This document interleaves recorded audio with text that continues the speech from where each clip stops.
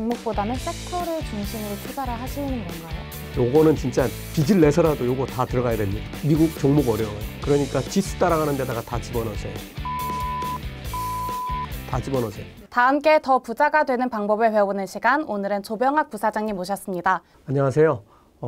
저는 유튜브 머니클래스를 운영하고 있는 조병학입니다. 또한 파이낸셜 뉴스 신문사의 계열사인 FN이노에듀에서 부사장을 맡고 있고요. 전에는 현대경제연구원에서 약 20년 정도 근무했었습니다. 저는 오늘 부사장님을 모신 이유가 제가 개인적으로 궁금한 것들이 좀 많아서인데요. 첫 번째로 경제적 자유에 대해서 좀 여쭙고 싶었습니다. 경제적 자유를 강조하시는데 경제적 자유는 어떤 것을 의미하는 건가요? 태어나서 일만 하다가 죽을 수는 없잖아요. 내가 하고 싶은 일을 할 수 있게 해주는 방법, 그거를 만들어주는 건 결국 내 생활을 자동으로 해결을 해야 돼요. 돈으로. 그렇게 되는 게 누구나 다 꿈이죠. 하지만 뭐 정말 재벌 2세가 아닌 다음에는 어려운 일이죠. 하지만 자본주의 사회에는 여러 가지 방법들이 있습니다. 그 방법들을 잘 배우고 실천하면 시간을 활용을 해서 돈을 벌 수 있는 방법들이 있습니다. 그걸 이해하려면 먼저 내가 벌고 있는 돈이 무엇인지를 조금 살펴볼 필요가 있습니다. 돈을 버는 방법은 크게 세 가지로 나눌 수 있는데, 하나는 우리처럼 누군가에게 내 시간을 팔아버리는 거예요. 하루에 8시간 근로하기로 계약을 하고 그거에 대한 대가로 뭐 1급, 뭐 시급이라고 하죠. 그다음에 주급, 월급, 연봉 뭐 이렇게 받게 되죠. 우리가 8시간을 일하기 위해서는 뭐 아침에 출근도 해야 되고 준비도 해야 되고 저녁에 퇴근하고 뭐 씻고 그러려면 전체적으로 내가 8시간을 남에게 맡겨서 그 사람이 원하는 일을 하는 데 쓰기 위해서 보통 12시간 정도를 사용하게 됩니다. 이렇게 내 인생의 절반을 뚝 떼가지고 다른 사람한테 맡기고 그 사람들이 생각하라는 대로 또 움직이라는 대로 움직이면서 일한 대가로 돈을 받게 되죠. 이런 게 돈이에요. 그러니까 돈은 내 인생 절반하고 똑같다고 생각하시면 돼요. 그런데 돈이 많으면 어떻게 할 수 있겠어요? 시간을 벌 수가 있는 그렇죠. 거죠. 그렇게 12시간씩 남에게 내 시간을 팔지 않아도 되죠. 그래서 이 돈이 중요하고, 돈이 많아지면 내 시간이 많아지는 거고, 그렇게 됨으로써 내가 경제적 자유를 얻게 되는 거죠. 그러면은 이 돈을 버는 방법을 좀 다시 나눠볼 필요가 있어요. 반대편에 있는 사람들이 있어요. 경영진 뭐 이런 사람들은 남의 시간들을 사서 모아요. 직원들을 채용한다는 의미죠. 이렇게 모아가지고 이 한꺼번에 많아진 시간을 잘 조직을 해요. 너는 여기 가서 이거 하고, 너는 이거 하고, 너는 이거 팔고, 너는 이거 새로운 상품 기획하고, 이렇게 조직을 해서 더 빠르게 돈을 벌어요. 마지막 방법은 이걸 우리가 잘 활용해야 되는데요.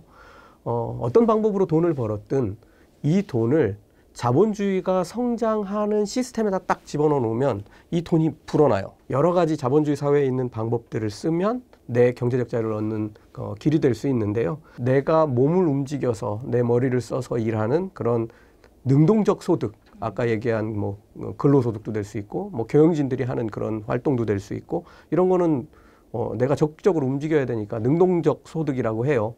하지만 내가 돈을 10% 이자를 주는 곳에 딱 주면 10%씩 그냥 불어나잖아요.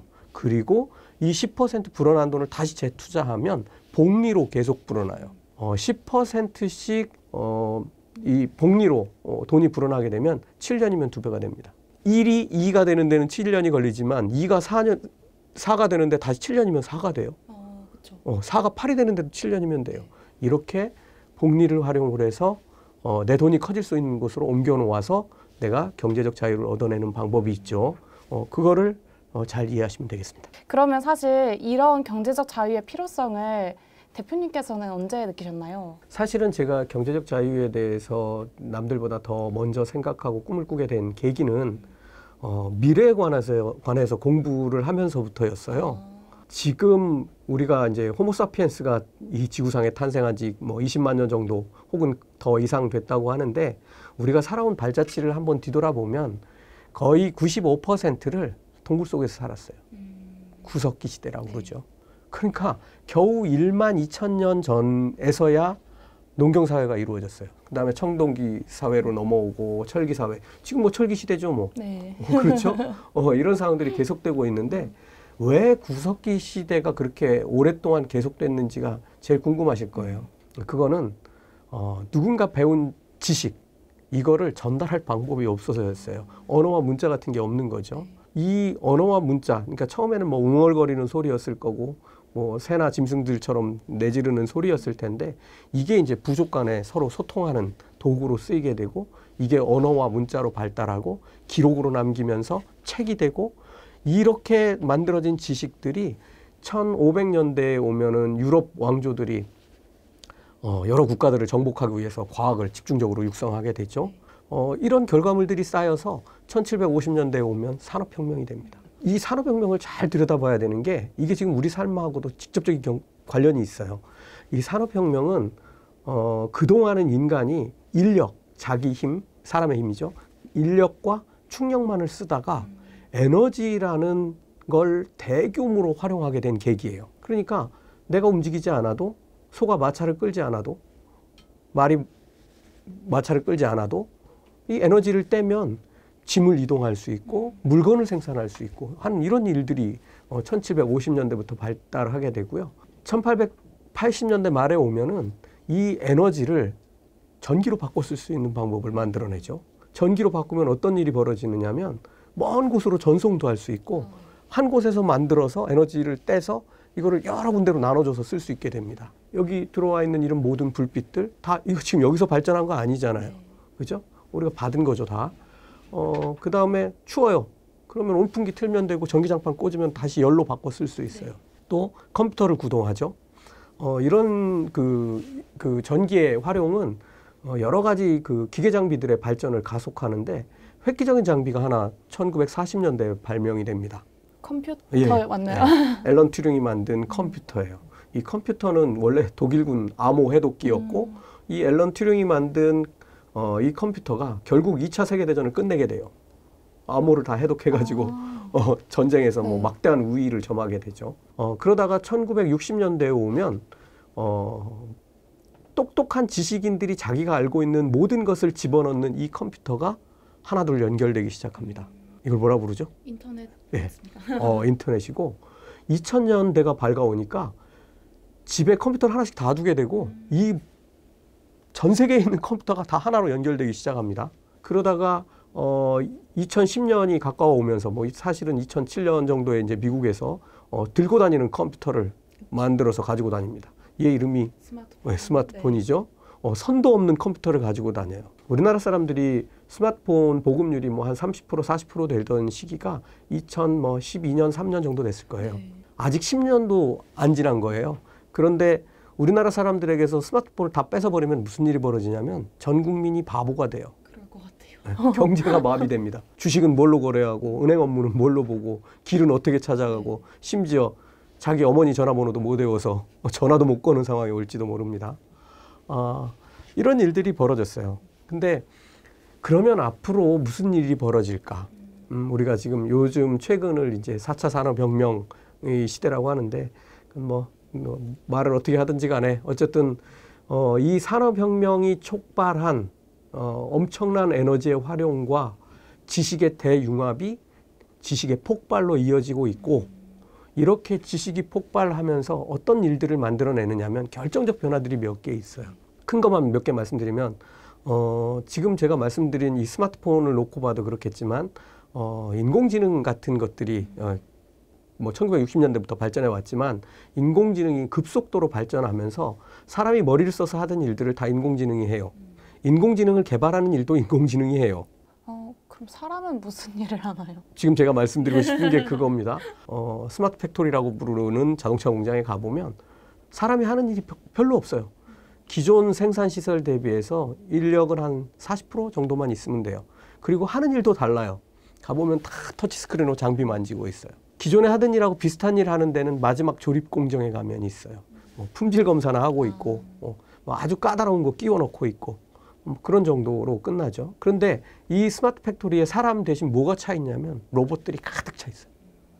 뭐 도색하는 거, 뭐 조립하는 거, 뭐 이런 것들을 대부분을 다 컴퓨터가 하고 있죠.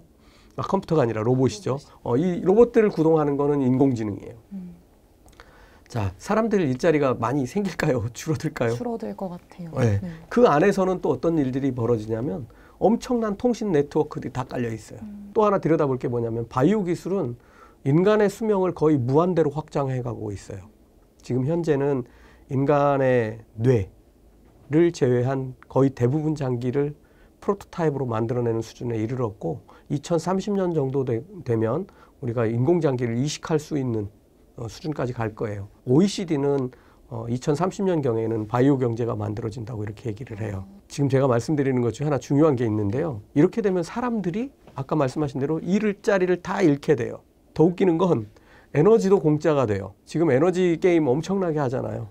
에너지를 어떻게 하면 싸게 쓸 수 있고 그 다음에 탄소 배출량을 줄이고 하는 이제 이런 문제들에 지금 우리가 큰 아주 위기에 직면해 있는데 그 중에 가장 각광받는 기술은 핵 융합 발전입니다. 네. 우리나라가 전 세계에서 한 3위권 정도 수준이 되는데 핵 융합 발전을 하면 이거는 삼중 수소를 원료로 해서 쓰거든요. 지금 우리나라가 그래도 거의 최상급 기술들을 확보해 가고 있고 이렇게 되면은 우리가 뭐 엄청난 에너지들을 거의 공짜처럼 쓸 수 있게 돼요. 사람들은 일자리를 잃어서 돈이 없어지게 되고 에너지 가격은 계속 떨어지고 사람 대신 로봇이 일을 하고 그 로봇을 움직이는 게 에너지잖아요. 근데 에너지 가격이 0이 되어 간다는 건 뭐죠? 로봇을 움직이는 비용이 엄청나게 싸진다는 얘기예요. 그걸로 원료도 생산하고 채굴하고 다 하겠죠. 그러면 결정적으로는 점점 사회가 디플레이션 사회로 가요. 물가가 계속 떨어지는, 사람들은 일자리를 잃어서 쓸 돈도 없고 그러니까 자꾸 가격도 떨어지겠죠. 이런 사회로 앞으로 뭐 20년 후까지는 필요 없고 20년 이상 이렇게 진행이 될 텐데 이런 사회에서 주도권을 잡을 기업들, 얘네들이 개발하고 있는 기술들 여기에 투자해 돈을 벌 수 있겠죠. 아까 말씀하신 로봇, 뭐 인공지능, 그렇죠. 에너지 뭐 그런 바이오 기술 이런 쪽에 이제 네. 투자하는 방법을 제가 이제 이렇게 해야 되겠네라는 생각이 자연히 들 수밖에 없는 거예요. 사실은 뭐 한국에서는 주식 투자 많이 했지만 이런 기업들을 뒤져보니까 대부분이 유럽하고 미국에 다 있는 거예요.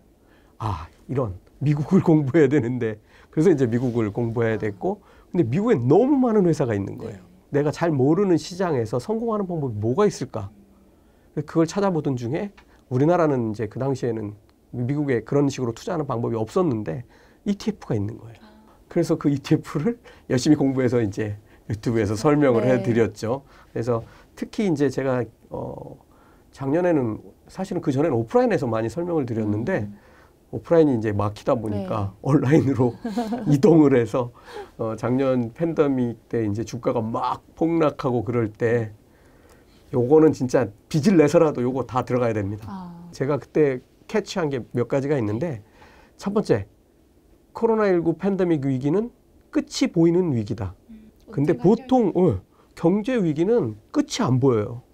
대부분. 그런데 이거는 정말 외부에서 발생한 엉뚱한 요소에 의해서 경제 위기가 발생한 거라서 이거는 사람들도 곧 알게 될 거고 이게 뭔지를 알면 사람들이 다시 투자를 시작할 거고 그러면 주가는 다 회복될 거고 지금 박앤세일 하고 있으니까 열심히 투자하세요. 미국 종목 어려워요. 그러니까 지수 따라가는 데다가 다 집어넣으세요. SPY, QQQ 같은 게 있습니다. 다 집어넣으세요. 또 이렇게 해서 그때 이제 저하고 같이 투자하셨던 분들이 이제 팬이 많이 생겼고 뭐 어쨌든 그렇게 됐습니다. 이제 사실은 제가 앞으로 계속 설명드릴 방법이 이런 방법입니다. 그럼 보통 이제 종목보다는 시장을 중심으로 보시고 뭐 종목보다는 섹터를 중심으로 투자를 하시는 건가요? 저는 그렇게 이제 유튜브 방송에서는 그렇게 설명드리고 저 뭐 있는 그대로 말씀드리면 저는 이제 종목에 대해서도 공부를 많이 하죠. 아까 제가 시작한 게 미래의 경제, 그다음에 미래에 살아남을 기업들, 특히 미래를 새롭게 바꿔갈 기업들에 대해서 공부를 하고 있으니까 이 기업들에 직접 투자하는 게 더 수익이 좋죠. 이 공부를 많이 하면 리스크도 줄일 수 있어요. 그래서 이제 개별 종목 투자가 더 많고 뒤에서 조금 뭐 그거는 더 설명을 드리겠습니다. 그러면 이렇게 막 2030이 재테크를 할 때 어떤 목표치를 설정을 하고서 재테크를 시작을 하는 게 좋을 것 같은데 뭐 목표는 어떤 식으로 설정을 해야 좋을까요? 저는 뭐 그거보다 한참 더 많은 걸 갖게 된 뒤에 깨달은 건데 과거로 돌아간다면 아까 그렇게 질문하셨잖아요. 제가 20대라면 첫 번째 할 일은 뭐냐면 움직이는 돈 1억 원을 만들어야 돼요. 사실 돈의 단위가 원이 아니고 1억 원이에요. 우리나라 돈은 억 원이에요.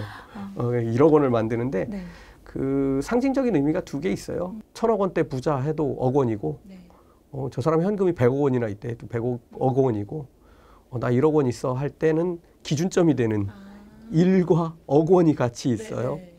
근데 이거는 왜 그러냐면 1억 원 정도 지금 기준으로 놓고 보면 대부분 사람들이 내가 1억 원을 쓸 수 있으면 1년에 풍족하게 쓸 수 있어요. 대부분 사람이 부족한 사람들도 있겠지만 그러면은 이 1억 원을 계속 불리는 거예요. 아까 말씀하신 그 넣어두는 투자하는 10% 불어나는 곳에 넣으면 7년. 7년. 네. 7년이면 2억. 네, 그렇죠. 2억만 생각하시면 안 돼요. 다시 7년이 흐르면 4억이 되고 그다음엔 8억 되고 16억 되는 걸 생각하셔야 되고요. 그러니까 20대라면 사실은 가장 안정적인 곳에 돈을 넣고 시간에 투자하는 거예요. 아까 시간이 뭐라고 그랬어요? 돈이죠, 시간은. 시간에 투자하면 돈이 돼서 나와요. 자산 중에서 제일 먼저 봐야 될 것은 원자재가 있어요. 원자재가 있는데 원자재 중에서 계속 가격이 오르는 놈이 하나 있어요. 계속 오르는 거요? 네, 가격이 계속 올라요. 그렇게 오르는 종목이 하나 딱 있는데 걔가 금이에요. 금. 금은 어떻게 쓰이냐면 창고에 상당 부분 보관돼 있습니다. 국가에서 금을 보유하니까요. 특히 중국은 엄청나게 보유하고 있죠. 이렇게 보관되는 금 안 나와요. 그 다음에 두 번째는 뭐가 있냐면 소비를 들여다보면 거의 45%가 사치품으로 쓰여요. 반지 있으세요? 반지는 없지만. 이러면 이제 금 소비가 안 되는 건데 지금 이제 사람들 주머니에 돈이 많아지고 뭐 중국도 같은 데서 뭐 이렇게 사들이기 시작하면 이런 장신구 소비가 엄청나게 사치품으로 소비가 늘고요. 그 다음은 산업에서도 많이 씁니다. 반도체를 제조한다든가 뭐 또는 전자제품 제조할 때 금을 활용을 합니다. 그래서 거기서는 이제 금 소비가 많고 거기로 들어가면 사라지는 게 많아요. 실제로 써서 없어지는 게 많이 있어요. 이 금은 지금 거의 1200년 동안 연평균 7% 정도 올랐어요. 뭐 비근한 예로 좀 연세 드신 분들한테 이렇게 설명드릴 수 있어요. 우리 IMF 외환위기가 있었는데 1997년 말에 그때 97년, 98년에서 금 모으기 운동을 했어요. 그러니까 뭐 내 가지고 있는 금반지 팔아가지고 우리 나랏빚 갚자, 외환 채우자 이거였는데 당시 생각해 보면 금값이 한 5만 원 정도 했어요. 한돈? 네, 한돈 가격으로. 지금은 27만 원 정도 하니까 딱 7% 정도 상승한 가격이죠. 그리고 부동산, 선진국 부동산입니다. 선진국 부동산은 기록으로 확인할 수 있는 300년 동안 10.2% 연평균 상승했습니다. 그래서 부자들은 부동산을 가지고 있으려고 하는 거예요. 가격도 10.2% 오르죠. 임대 수익이 3% 나오면 얼마가 돼요? 13% 이상의 고수익을 얻을 수 있는 거예요. 물론 이제 건물은 뭐 낡아가지만 어쨌든 아주 장기적으로 뭐 30년, 50년 동안 건물을 유지해가면서 이렇게 그 돈을 빼내는 거죠. 이런 방법이 있고, 근데 이제 우리는 그렇게 안 되니까 다른 방법을 찾아봐야죠. 금 사서 집에 모아두실 거예요? 아니, 그러지 못해요. 어떤 방법이 있냐면 아까 말씀드렸던 1993년에 미국의 이제 똑똑한 금융공학하는 친구들이 저 미국 지수를 추종하는 금융상품을 만들어 보자. 그렇게 해서 만들어진 게 1993년에 등장한 첫 번째 ETF SPY입니다. SPY는 S&P 500 종목을 추종하도록 돼 있어요. S&P 500 종목은 여러 가지 조건들이 있어서 그 조건을 충족 못하면 빼요. 그러니까 S&P 500 종목에 들어간다는 건 우리가 생각할 때 세계에서 가장 우량한 기업 500개에 들어갔다. 뭐 이렇게 생각하면 돼요. 그러면 비중이 다 있을 거 아닙니까? 얘네들 주가지수 내려고 하면 가장 시가총액 비중이 높은 제일 1등 기업. 얘 거를 가장 많이 가지고 그 지수 산정하는 데 넣을 거고 2등을 그 다음으로 넣을 거고 3등을 조금 적겠지만 3등 이렇게 해서 500등까지 들어갈 거 아니에요. 얘하고 똑같이 생긴 걸 만드는 거예요. 어떻게 하느냐면 500지수 변동되는 대로 이 주식을 500 종목을 사고 팔아요. 그러면 이 SPY라는 ETF가 어떻게 움직이겠어요? S&P 500 지수하고 똑같이 움직이는 거예요. 이걸 만들어서 1993년부터 운용을 했는데 와, 이거 정말 괜찮네. 이런 생각을 한 거예요. 개별 종목의 영향을 거의 안 받는 거예요. 얘가 실적이 나빠가지고 점점 추락해, 등수가. 그러다가 500등 바깥으로 빠져. 그러면 내 가지고 있는 비율이 0이 돼버리는 거예요. 그러니까 이 얼마나 안전한 방법이에요. 이걸 보고 있다가 인베스코사에서 자산운용사, 야, 그러면 우린 나스닥 지수 갖고 한번 해보자. 그것도 한 100종목만 갖고 해보자. 그래서 나스닥 100을 추종하는 QQQ라는 ETF가 1999년에 등장합니다. 근데 지금까지 이렇게 보면 누적으로 보면 SPY는 연평균 10.2% 성장했고 배당을 1.8%를 연평균 해줬어요. 그러니까 12%씩 성장한 거예요. 물론 작년 같은 경우는 예외입니다. 그 다음에 QQQ는 15%가 매년 올랐어요. 거기는 이제 우리가 그 성장주라고 얘기하는 뭐 우리가 잘 아는 뭐 마이크로소프트, 애플, 뭐 아마존 이런 회사들 꽉 차 있거든요. 그런 회사들 통해서 더 많이 성장한 거예요. 그래서 어떻게 투자해야 되냐면 이런 곳에 우리 월급 날마다 계속 사는 거예요. 1억을 모으는 게 아니라 일단 1억이 될 목표를 삼아서 뭐 2개를 놓고 어떤 걸 사도 되고 뭐 이렇게 해서 계속 모으는 거예요. 둘 중에 뭐 아무거나 다 사도 되는 거예요? 근데 지금은 상황이 조금 달라졌습니다. 작년하고 비교해 보면 작년에 기술주들이 엄청 많이 올랐고 이제는 경제 활동이 재개되고 그동안 죽었던 사람들이 싹 올라오면서 기술주보다는 이제 그동안 잘 못 가고 있던 우리가 뭐 가치주라고 얘기하는 그런 종목들이 더 많이 갈 수 있고 특히 미국을 놓고 보면 미국에서 해외로 수출하는 수출주들이 S&P 500에 많아요. 지금 바이든 행정부 정책이 다 그런 쪽으로 가 있고 인프라 투자니 뭐니 이런 것들이 다 그런 종목들의 혜택이 갈 거예요. 그러니까 이런 걸 알게 된 상황에서는 QQQ보다는 SPY가 더 당분간은 유망하다. 이렇게 말씀드릴 수 있고요. 뭐 장기적으로 보면은 그래도 QQQ가 더 유리할 수 있어요. 유리해야 옳다고 보고 아까 제가 앞으로 20년 동안 엄청난 일들이 벌어진다고 제가 말씀드렸는데 거의 인류가 20만 년 동안 해온 변화보다 더 많은 변화가 20년 동안 벌어질 거예요. 여기에서 성장할 종목들은 역시 QQQ에 있다. 그 안에 있습니다. QQQ에 안 들어있더라도 정말 대박을 낼 회사들이 그 외에 밖에 많이 있습니다.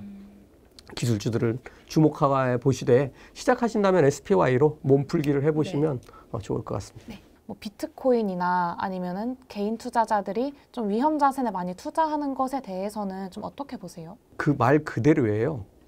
자산이라고는 할 수 있지만 위험이 잔뜩 끼어 있다는 말이잖아요. 저는 나이가 젊을수록 사실은 시장은 거꾸로 돼 있습니다. 젊은이들이 위험 자산에 더 많이 들어가 있는데 나이가 젊을수록 위험 자산보다는 안전 자산에 투자를 해서 시간의 승부를 걸어야 돼요. 아까 말씀하신 것처럼. 시간의 승부를 걸어야 돼요. 특히나 지금 시작해서 나 위험 자산으로 돈 좀 벌어볼래라고 생각하시면 조금 더 공부를 하시고 하는 것도 좋은 방법이에요. 이제 좀 문제는 뭐냐면 가격이 얼만큼 올랐느냐 보다는 단기간에 너무 많이 오른 데 문제가 있어요. 이런 것들은 항상 리스크, 그러니까 폭탄을 안고 있다는 말하고 비슷하고요. 이런 거에 관해서는 세계적인 투자자들도 지금 경고를 계속 하고 있죠. 돈은 되게 웃겨요. 몰려다니는 특징이 있어요. 첫째, 자산시장을 쫓아다녀요. 제일 처음에 간 곳은 어디였냐면 주식시장이었어요. 작년에. 한 14개월 전에 주식시장으로 다 빨려 들어갔어요. 이게 거의 1년은 아니고 10개월 동안 놀았어요. 주식시장에서 놀면서 서서히 이동해 갔는데 작년 8월부터는 이 암호화폐와 같은 곳으로 조금씩 빠져나가고 제가 그때 이제 원자재 슈퍼사이클이 시작됐다고 그랬잖아요. 원자재로도 이동하기 시작했습니다. 그렇게 하면서 순식간에 지금 원자재 뭐 엄청나게 올라와 있고 지금 위험자산이라고 하는 암호화폐도 엄청나게 올라와 있죠. 근데 저는 실력이 되면 그 암호화폐에서 버는 만큼 주식시장에서도 벌 수 있어요. 단 내가 만든 내 인생하고 바꿔서 만든 이 돈의 리스크는 무조건 줄여야 된다고 보는 게 제 판단이에요. 그리고 부자들은 다 그렇게 해요. 왜? 이미 부자니까 리스크를 줄여야죠. 그래야 계속 부자일 거 아니겠어요? 그러니까 부자들이 하는 방법을 따라 배우시는 것도 좋은 방법이고 워런 버핏 같은 분들 얘기도 귀담아 들을 필요도 있다고 봅니다. 근데 그 주식도 사실 위험자산이잖아요. 위험자산이죠. 네. 근데 아까 말씀하신 그 안전자산이라고 하면 뭐 주식 중에서 상대적으로 안전한 것을 의미를 하시는 건가요? 그렇죠. 이 지수를 추종하는 ETF 같은 경우는 안정적이라고 할 수 있어요. 근데 얘들도 못 피해가는 게 하나 딱 있어요. 버블 붕괴는 못 피해가요. 또 왜? 버블. 왜 그러냐면 개별 종목은 흥하거나 망하거나 제자리거나. 네.